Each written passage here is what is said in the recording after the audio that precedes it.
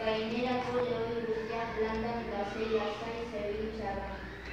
Halako batean korrika hartzen zen alde batetik bestera.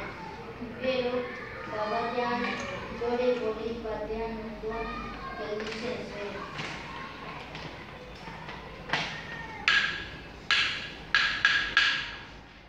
Edo tximeleta bati begira.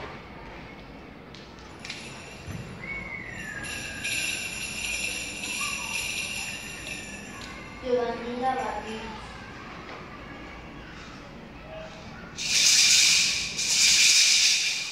Edo txoriren bati.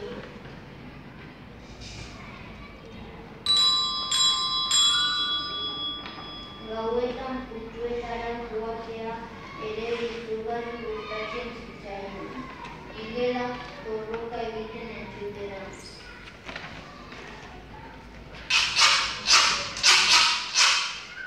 Ama oso kezkatuta zegoen ekaitzek lagun ez zuelako. Eta horrela esaten zion. Zergatik ez zagabiltzen loiekin jolasten, zergatik gustatzen zaizua beste bakarri egotea. Ekaitzek amaren hitzak entzuten zituen, baina orduan korrikatzen zen, alde batetik bestera. Gero, batean lore polit baten ondoan gelditzen zen.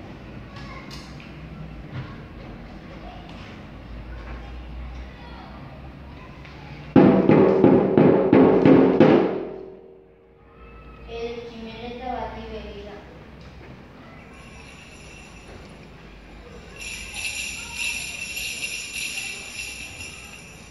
Jugandila bati.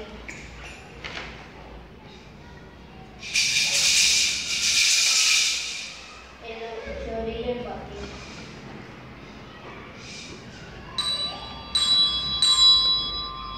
Gauetan putzuetara joatea ere izugarri gustatzen zitzaion.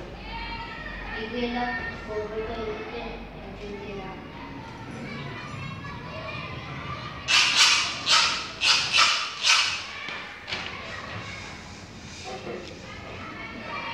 Urteak joan ziren eta ekaitz lehoia hartu eta berehala biltzen zen.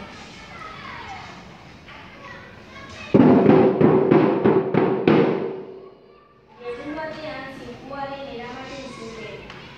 Agertokia urtera bezala laster berehala. Inguratu gelditu zen handia lehoia ikusteko ikusten. Agertokiari korrika joan etorri batzuek egin zituen eta bat-batean zen. Gelditu zen burina ezieran jardea begira zuzen. Zerbait begira.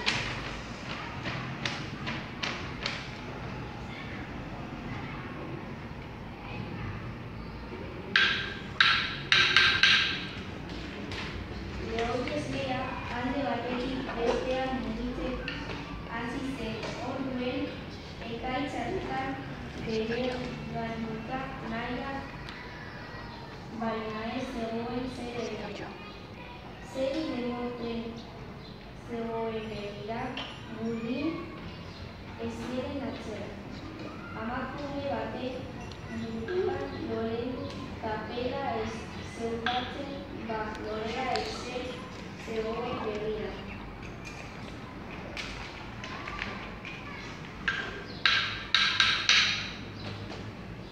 Ekaitz ez zuen ziku nuean balio.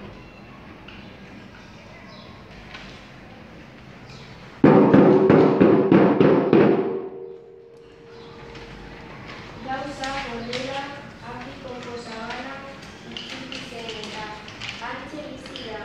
Halako batean korrika hasten da.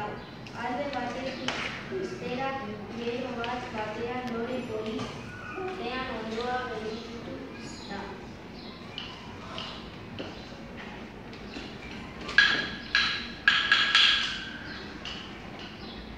Edo tximeleta bati begira.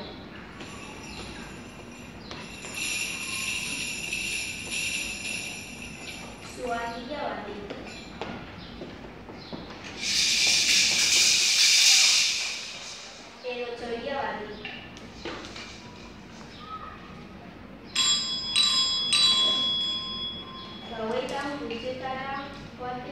ere izagarri gustatzen zaio inela borroka egiten entzutera.